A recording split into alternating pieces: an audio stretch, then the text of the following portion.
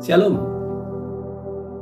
Sekarang ini kita melihat ya keadaan yang mungkin orang bilang ini udah mulai sulit gitu ya. Keadaan ini, negeri ini, keadaan dunia ini dan lain sebagainya. Bahkan kita lebih mempercayakan prediksi-prediksi dari dunia daripada memprediksi kepada Tuhan. Nah, disitulah kita mengalami yang namanya tekanan.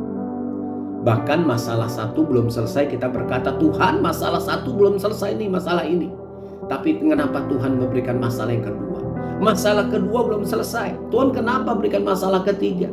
Masalah keempat, masalah kelima dan lain sebagainya. Ketahuilah ketika kita menjalani kehidupan ini dengan disertai iman percaya kepada Tuhan, maka semua Tuhan akan bereskan.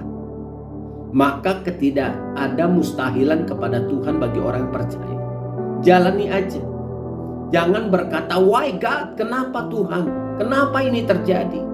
Aku sudah berbuat ini, aku sudah berbuat itu. Itu yang sering kita tanyakan kepada Tuhan. Tapi ada satu tokoh dalam perjanjian lama, Ayub.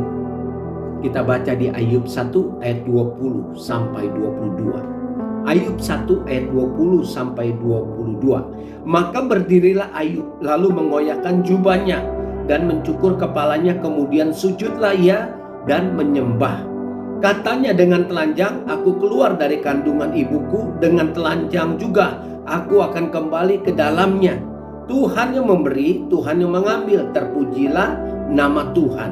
Ayat 22. Dalam kesemuanya itu Ayub tidak berbuat dosa dan tidak menuduh Allah berbuat yang kurang patut.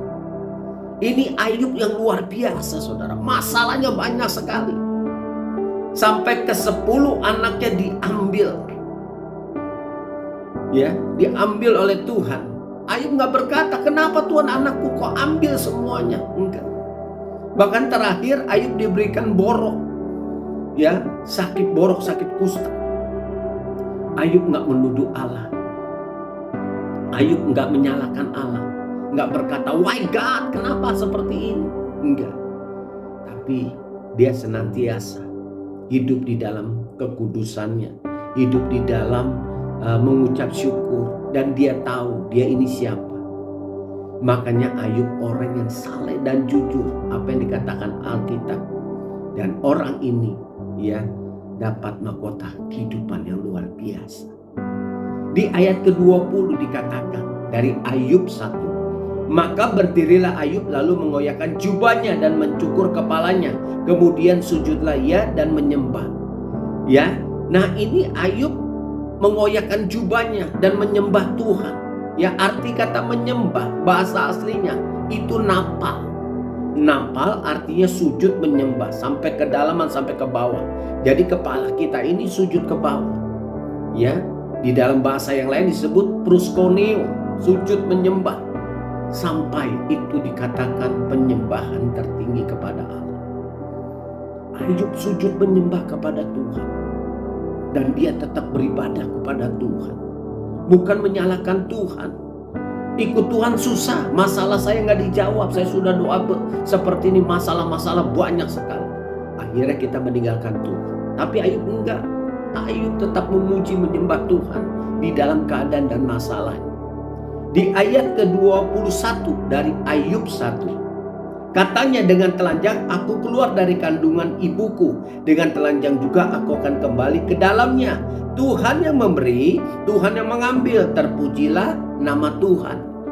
Ayub menyadari kesemuanya itu adalah pemberian dari Tuhan. Maka dia berkata, Tuhan yang memberi, Tuhan yang mengambil. Nah, disinilah Ayub ada rasa ucapan syukur. Tidak mengedumel, tidak menyalahkan Tuhan. Ya, bahkan meninggalkan Tuhan. Enggak, justru Ayub lebih bersyukur kepada Tuhan. Dan dia tahu siapa dia. Makanya kalau saudara baca di kisah Ayub, iblis selalu menggoda Ayub. Bahkan iblis lapor kepada Tuhan. Tuhan berkata apa? Semuanya boleh kau ambil. Tapi satu, nyawanya jangan kau ganggu. Artinya nyawanya jangan diambil. Karena Ayub ini adalah sesuatu yang indah di mata Tuhan. orang yang luar biasa di mata Tuhan. Di ayat ke-22 dari Ayub 1. Dalam kesemuanya itu Ayub tidak berbuat dosa dan tidak menuduh Allah berbuat yang kurang patut. Ayub tetap dalam tracknya Tuhan. Ayub tetap dalam koridornya Tuhan. Tidak menyalahkan Tuhan. Ya, dan dia dikatakan ya tidak berbuat dosa dan tidak menuduh Allah.